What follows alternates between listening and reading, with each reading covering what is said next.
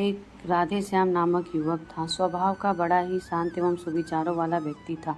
उसका छोटा सा परिवार था जिसमें उसके माता पिता, पत्नी एवं 2 बच्चे थे। सभी से वो बेहद प्यार करता था। इसके अलावा वो कृष्ण भक्त था और सभी पर दया भाव रखता था। जरूरतमंद की सेवा करता था, किसी को दुख नहीं देता था। उसके इन्हीं गुणों के कारण श्री कृष्ण उससे बहुत प्रसन्न थे और सदैव उसके साथ रहते थे। और राधेश्याम अपने कृष्ण को देख भी सकता था और बातें भी करता था। इसके बावजूद उसने कभी ईश्वर से कुछ नहीं मांगा। वह बहुत ही खुश रहता था क्योंकि ईश्वर हमेशा उसके साथ रहते थे, उसे मार्गदर्शन देते थे। राधेश्याम भी कृष्ण को अपने मित्र की तरह ही पुकारता था और उनसे अपने विचारों को बांटता था। एक दिन राधेश्याम के पिता की तबीयत अचानक खराब हो गई। उन्हें अस्पताल में भर्ती किया गया।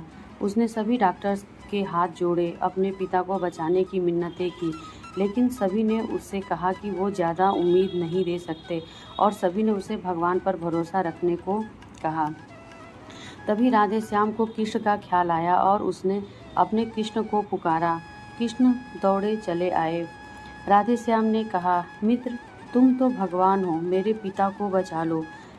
कृष्ण ने कहा, मित्र, ये मेरे हाथों में नहीं है। अगर मृत्यु का समय होगा तो होना तय है। इस पर राधेश्याम नाराज हो गया और कृष्ण से लड़ने लगा। गुस्से में उन्हें कोसने लगा। भगवान ने भी उसे बहुत समझाया पर उसने एक ना सुनी।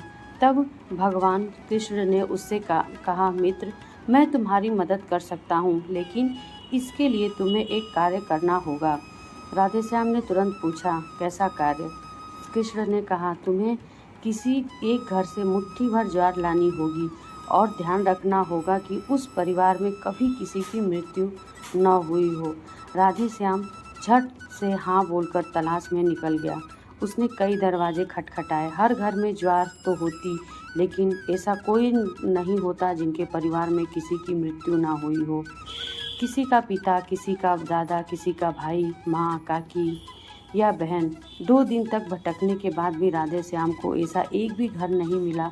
तब उसे इस बात का एहसास हुआ कि मरना तो एक दिन सबको है। इसका सामना सभी को करना होता है। इसके कोई नहीं भाग सकता और वो अपने व्यवहार के लिए कृष्ण से क्षमा मांगना और निर्णय लेता है। जब तक उसके पिता जीवित हैं, उनकी सेवा करेगा। थोड़े दिनों बाद राधेश्याम के पिता स्वर्ग सिधार जाते हैं। उसे दुख तो होता है, लेकिन ईश्वर की दी उस सीख के कारण उसका मन शांत रहता है।